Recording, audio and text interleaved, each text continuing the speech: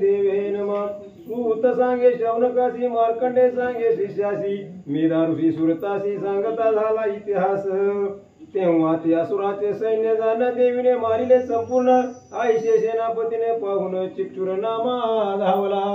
पाठीमागच्या अध्यायामध्ये कथेचा अनुसंधान देवीने अनेक महिषासुराचं सैन्य मारलं आणि चक्षुर नावाचा देवीचा राक्षसाचा सेनापती महिषासुराचा चक्षुर आणि देवीचे युद्ध चालू झालं।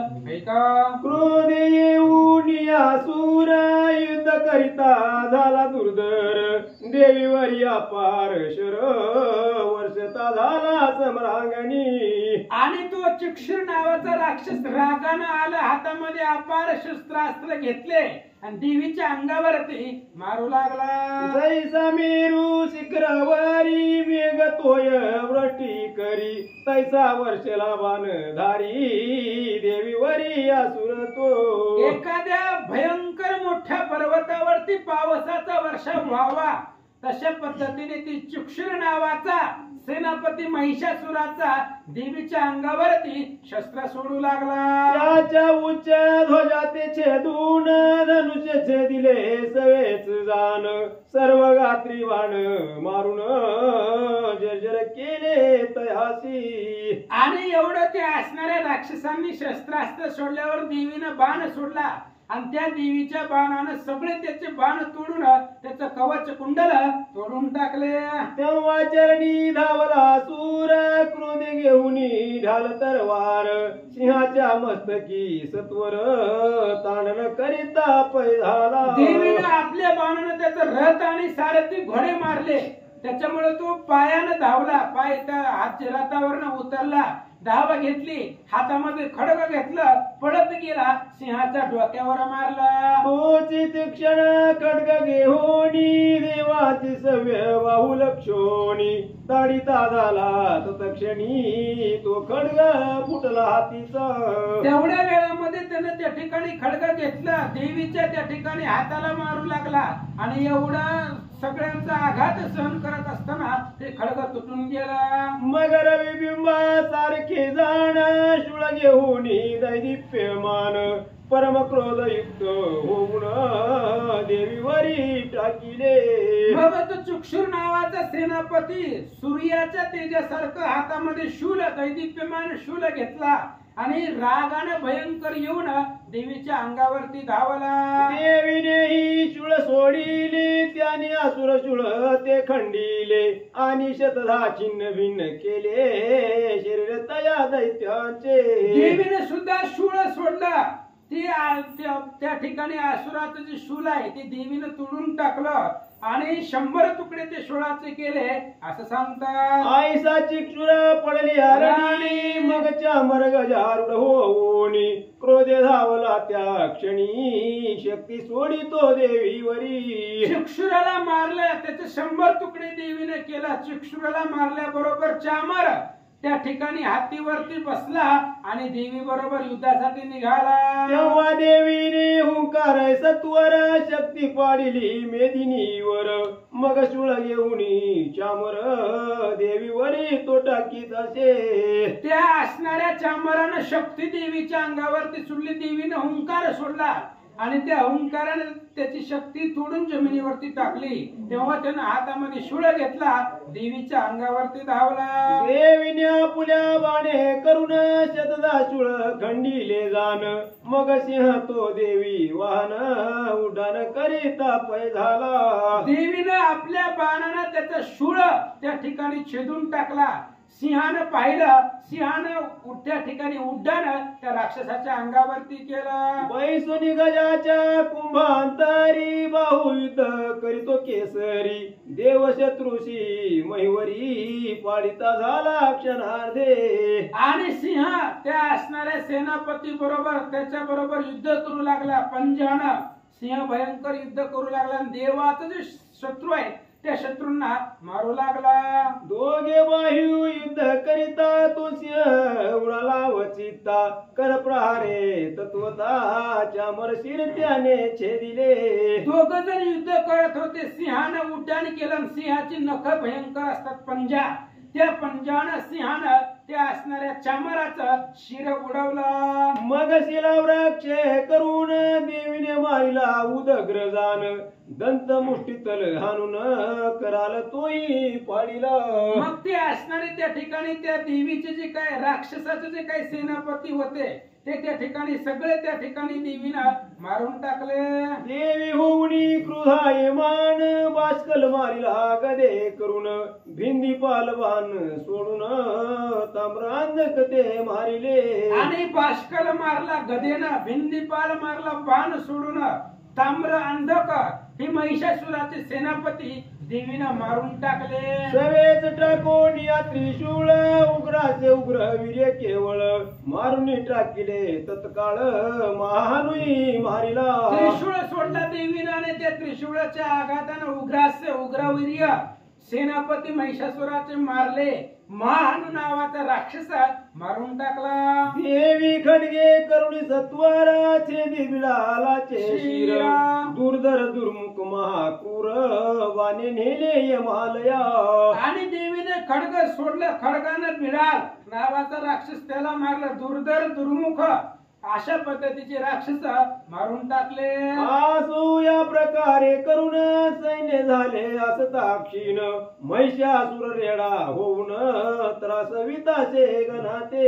अशा पद्धतीने महिषासुराचे सगळे सेनापती देवीनं मारले.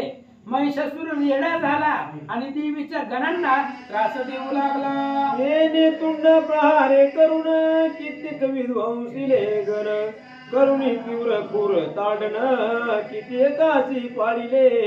अशा पद्धतीने देवीनं त्या ठिकाणी त्या असणाऱ्या महिषासुरानं रूप धारण केलं रेड्याचं आणि देवीच्या गणांना मारू लागला.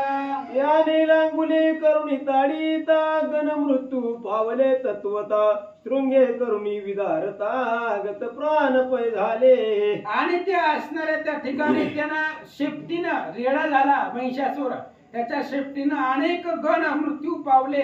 सिंहानं काही गणांना मारलं, शिंगानं असं सांगतात. त्याच्या शरीर वेगे करून कित्येक पावले मरण तो गर्जना करिता दारुण मरण कित्येक पावले. ते रेडा झाला महिषासुर आणि त्याच्या शरीराच्या वेगाने अनेक देवीचे गण मृत्यू पावले. गर्जना केली, त्या गर्जनेनं सुद्धा कित्येक असणारे त्या ठिकाणी गण गतप्राण झाले. भ्रमण करिता महिषासुर अनर्थ झाला महाघोर कित्येक गणाते सत्वर पाडिता झाला भूमीची. भ्रमण करू लागला महिषासुर, फिरू लागला. अनेक असणारे देवीचे गण तो महिषासुर मारू लागला. त्याच्या उच्चवास वायू करून कित्येक झाले गत प्राण ऐसा तो देवी गणा ते वधून सिंहावरी तो धावला. अशा पद्धतीने ते महिषासुराच्या श्वासोश्वासानं देवीचे अनेक गण मारले आणि गण मारल्यानंतर सिंहाच्या अंगावरती तो असणारा रेडा महिषासुर धावला. सिंहाते मारावे म्हणून धावून जात जेत एक क्षणी मग अंबिका तया लागुनी कोप करीती पै झाली. आणि सिंहाला मारावं म्हणून सिंहाच्या अंगावरती महिषासुर धावला. सिंहाच्या अंगावरती धावल्यावर देवीला राग आला. काय करतात ऐका. तोही महापराक्रमी असुर कोपे करुणिया थोर भूमी प्रति मारुनी खूर विदारिता झाला. महापराक्रमी असणारा तो असुर आहे, त्याला राग आला. जमिनीवरती त्यानं खड्डा केला आणि जमिनीचं विदारण करू लागला. मोठ मोठे उच्च पर्वत श्रृंगे करुणी तो विदारित शेने उडून या टाकीत गर्जना करीतो भयंकर. महिषासुर आहे, भयंकर ताकद होती. शिंगानं मोठे मोठे पर्वत उचलले आणि फेकून देऊ लागला असं सांगतात. त्याच्या वेग भ्रमणे करून विदारिली पृथ्वी आपण जेने लांगुल ताळणे जाण सागराती शोभविले. अशा पद्धतीने शेपटीनं सुद्धा पराक्रम भयंकर केलेला आहे. सागराला सुद्धा राग आणला असं सांगतात. रंग भ्रमणे करुणी सत्वारा विदारिले सर्व जलधर ज्याच्या श्वासानिले अपार पर्वत गेले आकाशी. शिंगाच्या ताकदीनं अनेक त्या ठिकाणी पाण्याचं विदारण केलं. श्वासानं आणि तो पर्वत त्यानं आकाशामध्ये उडवले असं सांगतात. आईचा क्रोधे तीव्र झाला मग देवीवरी तुझा विणला तेव्हा वदावया दैत्याला कोप आणला चंडिकेने. अशा पद्धतीने राग आला त्या ठिकाणी देवीवरती धावला आणि देवीने सुद्धा त्या दैत्याला मारावं म्हणून देवीला भयंकर राग आला. चंडिकापाच्या ते टाकोनी बांधिती झाली तया लागोनी तोही रेड्याचे रूप सोडून सिंह होता पै झाला. आणि चंडिकेनं पाश टाकला. पाश टाकल्याबरोबर त्या दैत्याला बांधावं तेवढ्या वेळामध्ये त्या महिषासुरानं रेड्याचं स्वरूप बदललं आणि सिंहाचं रूप धारण केला. इतक्यात छेदावे त्याचे शिर तो पुरुष झाला खड्गधर देवीने तो लक्ष्मी सत्वर बाण हाती घेतला. आणि त्या असणाऱ्या रेड्यामधून सिंह झाला. एवढ्या वेळामध्ये मारावं तेवढ्या वेळामध्ये तो पुरुष झाला आणि देवीने हातामध्ये धनुष्यबाण घेतला. युद्ध करू लागल्या. खड्ग चर्मा सहित छेदून पाडावे तुझ्यात जाण आसुर महागज होऊन दिसता झाला देवीची. आणि मग आता पुरुष झाला म्हणून त्याला मारून टाकावं एवढ्या वेळामध्ये परत त्या असणाऱ्या महिषासुरानं रूप बदललं आणि हत्तीचं स्वरूप धारण केलं. आसुर शुंडा धंडे करूनी सिंहाच्या गर्जिता ते क्षणी जगदंबा खड्गाते टाकूनी शुंडा दंड छेदित. भयंकर हत्तीचं स्वरूप महिषासुरानं धारण केलं आणि त्या असणाऱ्या सोंडेनं सिंहाला धमकावू लागला, मारू लागला. देवीने खड्ग टाकला आणि त्याचा असणारा सोंड छेदून टाकले. तुक्यामध्ये तो असुर रेडा झाला सत्वर पुन्हा त्रैलोक्य चराचर शोभविता पै झाला. एवढ्या वेळामध्ये तो राक्षस परत त्या ठिकाणी रेडा झाला.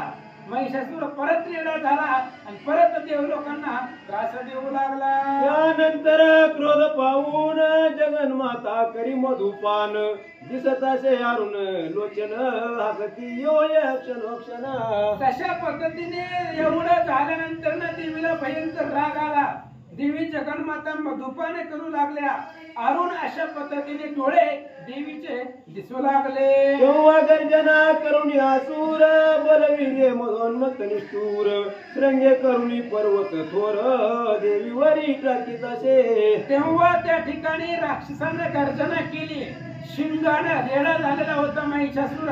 शिंगानं मोठे मोठे पर्वत उचलले देवीच्या अंगावरती टाकले. देवीने सोडून तीव्र बाण पर्वत थोर टाकिले फोडून मग त्या असुरा लागी वचन देवी बोलती पै झाली. आणि त्यावेळेस देवीनं बाण सोडला. ते राक्षसांना सोडलेले पर्वत छेदून टाकले.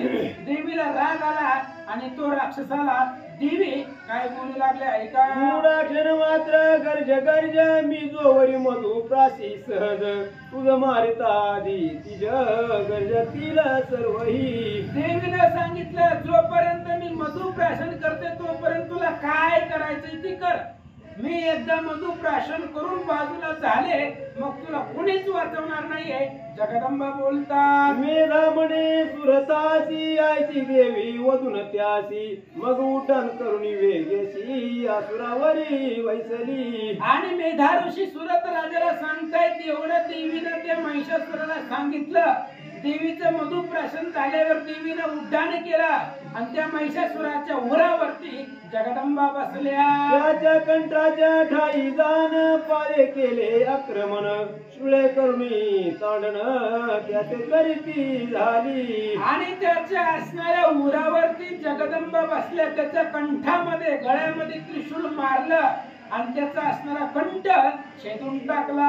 आईच्या परी तो निशाचार देवीने पदे आक्रमिता सत्वर निज मुखापासून बाहेर अर्धा निघता पै झाला. अशा पद्धतीने ते असणाऱ्या देवीनं त्या राक्षसाचा कंठ छेदला आणि शिरापासून त्याचं असणारं मुंडक अर्ध बाहेर निघालं. काय झालं अर्ध निघालाच ताजान युद्ध करी असुरापण देवीने पराक्रमे करून मोहे व्यापिले तयासी. आणि अशा पद्धतीने अर्ध शिर त्याचं बाहेर निघालं. तो देवी बरोबर युद्ध करू लागला. देवीनं मोहनास्त्रानं त्या महिषासुराला मोहून टाकलं. नंतर खड्ग घेऊन सत्वर तत्काळचे दिले असुर शिर महिषासुर तो पृथ्वीवर पडता झाला ते काळी लगेच देवीने खडग घेतलं महिषासुराचं मुंडक छेदून टाकलं धडापासून मुंडक वेगळं केलं आणि महिषासुराला मारून टाकलं तेव्हा दैत्या सैन्य हाकार होता झाला अनर्थ थोर उरले जे का असुर भार धाई दिशाशी पळाले दैत्य सेनामध्ये राक्षस सेनामध्ये हाहाकार निर्माण झाला मुख्य असणारा नायक महिषासुर मारल्यामुळं त्याचं सैन्य दशा दिशाला पळू लागलं देव सैनी जय जयकार वर्षा होता ते पुष्पनिकर अत्यंत ते सुरवर पावते झाले ते काळी देव सैन्यामध्ये जय जयकार झाला वर्ष फुलांचा वर्षाव करू लागले सगळ्या देव लोकांना आनंद वाटला तेव्हा महर्षी सहित सुरवर देवीची सविते झाले अपार गंधर्वपती सुस्वर गाते झाले त्या समयी या पद्धतीने सगळ्या ऋषी लोकांसहित त्या ठिकाणी देव लोक ऋषी लोक देवीचं स्तवन करू लागले गंधर्वही सुस्वर अशा प्रकारचं गायन देवी पुढे करू लागले देवता अप्सरांचे गण करीते झाले दिव्य नर्तन या प्रकारे त्रैलोक्य जाण सुखी होते पै झाले गंधर्व गायन करू लागले अप्सरा नृत्य करू लागले अशा पद्धतीने त्रैलोक्याला देवीमुळे सुख निर्माण झाला आसो हे महालक्ष्मीचे आख्यान जो करी श्रवण पठन त्यासी सर्व पुरुषार्थ जाण येणे कमी साधती अशा पद्धतीने महालक्ष्मीचं आख्यान आहे जो ऐकल पठन वाचेल त्याला सगळे पुरुषार्थ प्राप्त होतात श्लोक श्लोकांचा अर्थ सकळ राममुखे वधविला केवळ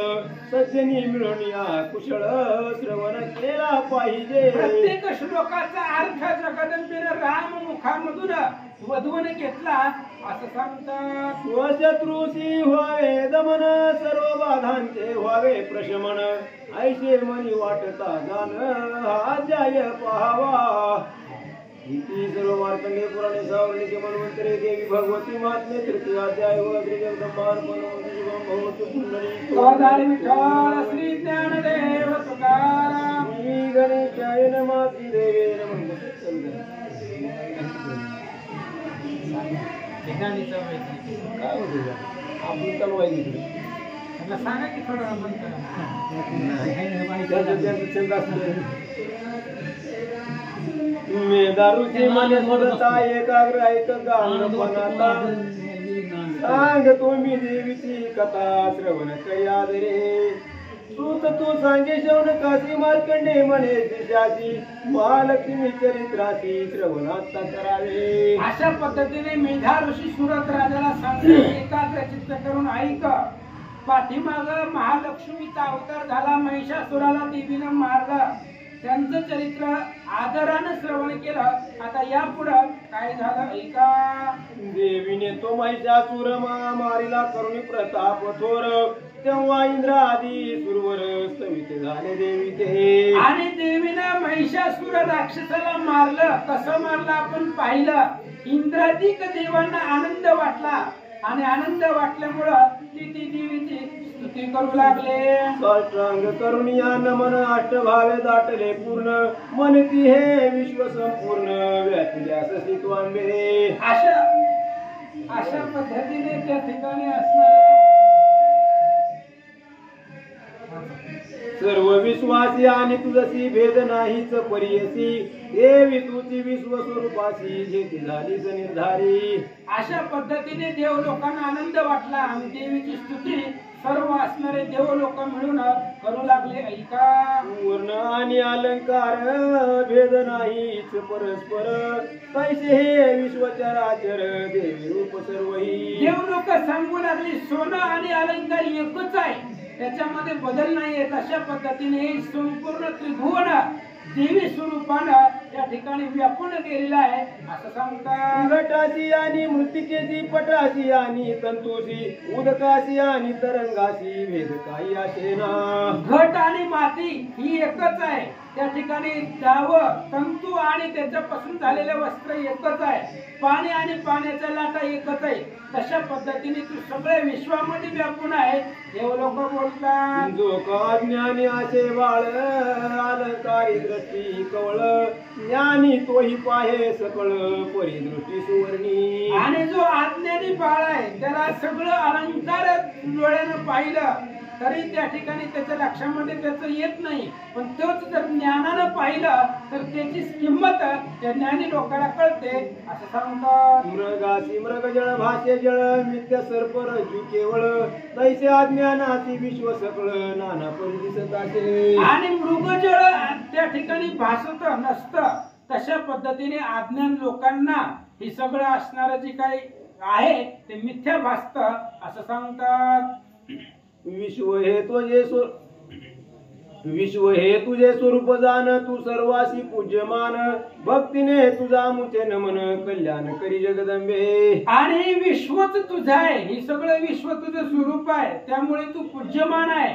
आम्ही तुझी भक्ती करतोय, त्या भक्तीवरती प्रसन्न होऊन आमच्यावरती कृपा करा असं सांगतात. तुझा प्रभाव आणि बळ न कळे ब्रह्मादिका केवळ, विश्व पाळावया सकळ बुद्धी देई आमुषे. तुझी ताकद आणि बळ हे लक्षामध्ये येत नाही, ब्रह्मादिक देवांना सुद्धा तुझं सामर्थ्य कळत नाही. विश्व पालन करण्यासाठी आम्हाला बुद्धी द्यावी. देव लोक बोलू लागले, शुभाचा करावा नाश ऐशी बुद्धी द्यावी आम्हास, पुण्यवंताच्या घरी वास लक्ष्मी रूपे असे तुझा. अशुभाचा नाश करायला एवढी आम्हाला बुद्धी द्या आणि पुण्यवंताच्या घरी लक्ष्मी स्वरूपानं तुझा वास असावा असं सांगतात. तू लक्ष्मी रूप धरून पातक्यांच्या घरी जाण, श्रद्धा रूपे करून साधू राशी सदा. आणि तू लक्ष्मीचं स्वरूप धरून पातकांच्या घरी राहते आणि पुण्यवंताच्या घरी लक्ष्मी स्वरूप राहते, साधू संतांच्या घरी राहते श्रद्धा रूपानं असं सांगतात. देवी तुला ज्या रूप धरिसी, कुलवंताच्या ग्रही राशी, आचे त्याचे क्षेम करिसी, विश्व बाळे तुझं नमो. देवी तुझं स्वरूप आहे, लज्जा रूप तू धरले आणि लज्जा ही कुलवंतालाच राहत असते. कुलवंताच्या घरी लज्जा स्वरूपानं तू वास केलेला आहे, अशा देवीला माझा नमस्कार असो. तुझे गुरूप गुण चरित काय वर्णावे अति अद्भुत, जगाचा हेतू तू हे निश्चित नाही जाणत कोणी. तुझे गुण रूप याचं वर्णन करायला कुणालाच येत नाहीये. गुण रूपाच्या पलीकडची तू जगदंबा आहे असं सांगतात. कल्याण करणे प्रसन्न होसी, कोपऱ्या कुळा ते नाशिसी, आताची जाणले नित्यसी, तू दैत्य सैन्य मर्दिले. कल्याणकार तू प्रसन्न होती आणि जर तुला राग आला तर दैत्याची कुळ सुद्धा तू नाश करते, पाहिले प्रत्यक्ष पाहिले. ह्या दैत्य कुळाचा नाश तू केलेला आहे. देशात होती मान्य धन यश त्या करती धन्य, तू प्रसन्न झाली या दैन्य जाई सर्व सोनी. अरे तू जर प्रसन्न झाली तर दैन्य राहत नाही महाराज. लक्ष्मी घराला आल्यावर गरिबी राहील का? तशा पद्धतीने सांगू लागले. जो का प्रसाले असे पुण्यवंत आदरे सत्कर्माचरित, तेने स्वर्ग लोका जात देवी तुझ्या प्रसादे. आणि जो सत्कर्म करतो, धर्मानं वागतो, आचरणानं वागतो, तो तुझ्या प्रसादानं तुझ्या कृपेनं स्वर्गाला जातो. दिक्लेश करून तुझ्या ठाई पावत असे जन, म्हणून दुर्गा नामाभिधान होते झाले तुझ्या लागी. लोक तप करतायत आणि तू क्लेश सहन करतायत आणि तुझं स्थान त्यांना प्राप्त होता, म्हणून तुला दुर्गा म्हणतात असं सांगतात. दुर्गेचे स्मरण करिता सर्व जीवांच्या भय व्यथा, याते हरी ही सत्ता तुझ्या स्मरणाची. दुर्गा या नावाचं स्मरण केलं की सगळ्या जीवाच्या व्यथा संपत आहे. एवढं तुझं दुर्गा हे नाव पवित्र आहे. देव लोक बोलतात, आत्मसुखाच्या ठाई जाण राहिले ते कानुदिन, असे नामाभिधान त्यांच्याशी निर्धारे. स्वस्थ मन जे ज्ञानी जन तेही करिता तुझे स्मरण, अत्यंत शुभमती त्या देऊन दारिद्र्य दुःखारशी तू. दुःख हरावया जाण तुझ वाचोनी समर्थ कोण सर्व भक्त उपकारा लागून आग्र चित्ती सर्वदा ऐशिया परी भगवती स्तवन वारंवार करीती सूरगण आसुराशी झाले मरण म्हणून झाले गजमगती. अशा पद्धतीने देव लोकांना खूप आनंद वाटला. अशा पद्धतीने देवीचं महालक्ष्मीचं स्तवन करू लागले. राक्षसांना मारलं याचा अफाट आनंद देवांना झाला होता. मनती यदापि पातकी असुर त्याची निधाते वधुनी सत्वर स्वर्गी राहोत निरंतर ऐशी कृपाळे. अशा पद्धतीने हे पाप करणारे असुर या असुरांना स्वतःच्या हाताने मारलं आणि स्वर्गामध्ये देव लोकांचं वास्तव्य व्हावं असं सांगतात. तू दृष्टीने करीसी भस्म परिस्वर्ग प्राप्तीच्या जाणोनी काम शस्त्रपूत होऊनी परम मती पावत ही इच्छा. देव लोक सांगतायत तुला शस्त्रास्त्राची गरजच नाहीये. दृष्टीने सुद्धा भस्म करेल एवढं सामर्थ्य तुझ्यापाशी आहे. तव वदन पाहिले म्हणून असुरांच्या दृष्टी जाण तुझ्या खड्ग जुळे करून नाश नाही पावल्या. आणि तुझं मुख पाहिलं आणि मुख पाहिले म्हणून असुरांच्या कडे विजय गेला नाही. विजय तुमच्याकडे आला हे तुमच्या मुखाचा प्रभाव आहे असं सांगतात. तुझ्या स्वभावे करून दुष्ट स्वभाव नाचे पूर्ण तुझे रूप पराक्रम जाण त्याशी उपमाशे ना. तुझ्या स्वभावानं सुस्वभावानं चांगल्या स्वभावानं दुष्ट स्वभाव संपतो नाशतो आणि हेच तुझा पराक्रम आहे देव लोक बोलतात. तुझी वैर्याच्या ठाई दया उत्तम गती देशी तया समर निष्ठुरता वाया दाखविषी भुवन त्रयी. वैर्यांच्या ठाई दया आहे. तुझ्या त्या ठिकाणी अंतकरणामध्ये वैर्यांसाठी सुद्धा दया आहे. हे आणि त्यांना मारून उत्तम लोक प्राप्त करून देतात. रिपुंचा तो आवध करून त्रैलोक्याचे केले पालन आता देवी साष्टांग नमन तुझा स्वामुचे सदा. अशा पद्धतीने राक्षसांना मारलं देव लोकांचं संरक्षण केलं आणि त्या जगदंबेला आमचा नमस्कार असो.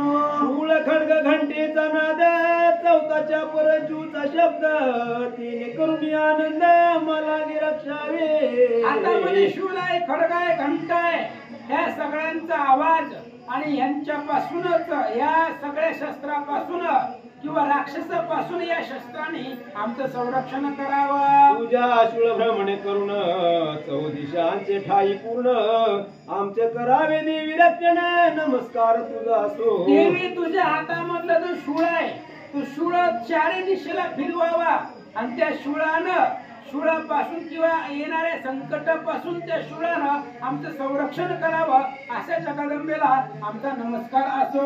सौम्या तू अत्यंत घोर देवी तुझे जे रूप अवतार यात्रे लोके करीती संचार ते रक्षोत सर्वदाही.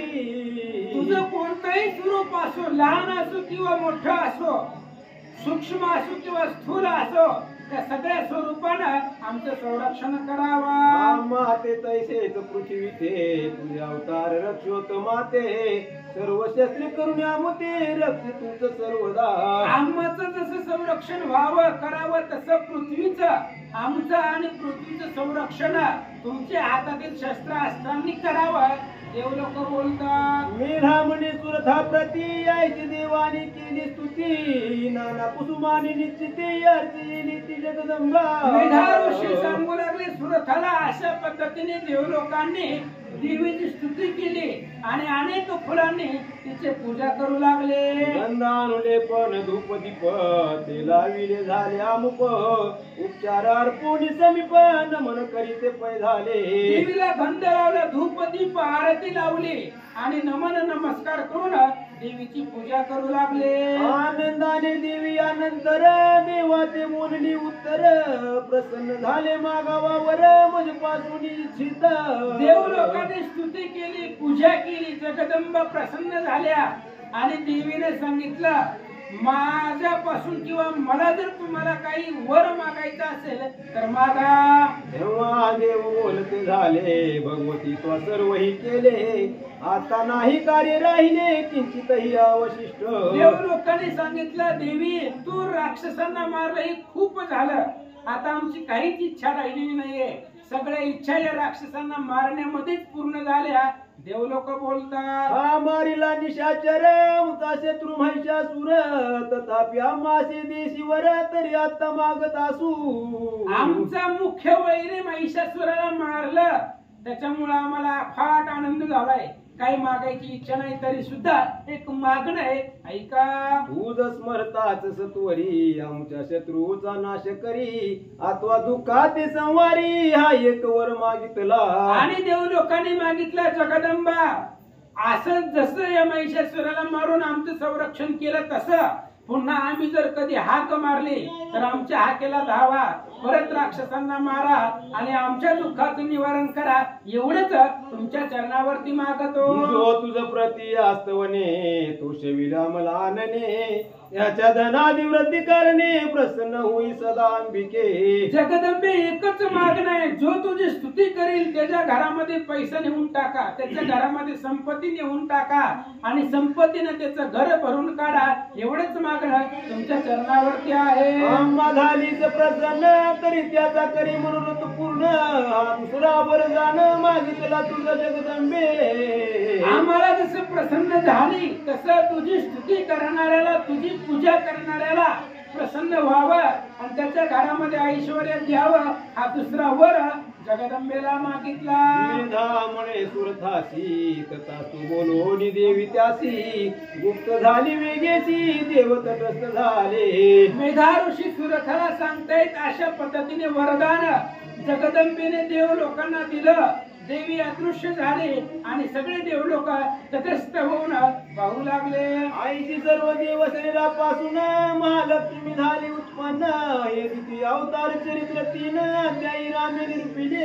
अशा पद्धतीने देवीच्या सगळ्या देव लोकांच्या शरीरापासून देवीचा अवतार झाला. ही दुसऱ्या अध्यायामध्ये देवीचा अवताराचं कथन सांगितलं. आता गौरी देहापासाव मा सरस्वतीचा उद्भव होईल ते चरित्र अध्याय 9 श्रवण करा रे. आता पुढच्या अध्यायामध्ये पार्वतीच्या देहापासून त्या ठिकाणी महासरस्वतीचा अवतार होणार आहे. महाकालीचा अवतार पहिल्या अध्यायात झाला, महालक्ष्मीचा अवतार दुसऱ्या अध्यायात झाला. आता पुढे पार्वतीच्या देहापासून सरस्वतीचा अवतार होणार आहे. हे चरित्र ऐका. 9 अध्यायापर्यंत. ह्या देवी स्तुतीचे जाण भावे करिता श्रवण पठन सर्व बाधा निरसून इष्ट कार्य सिद्धी होत असे. आता या पार्वतीच्या शरीरापासून सरस्वतीचा अवतार होणार आहे. तिचं चरित्र 9व्या अध्यायापर्यंत आहे, ऐका. श्री मार्कंडेय पुराणे सावर्णिक मन्वंतरे देवी भगवती मात्मे शस्त्रादी निर्नाम चतुर्ध्याय कुंडली कवरधारी विठ्ठल श्री ज्ञानदेव तुकाराम.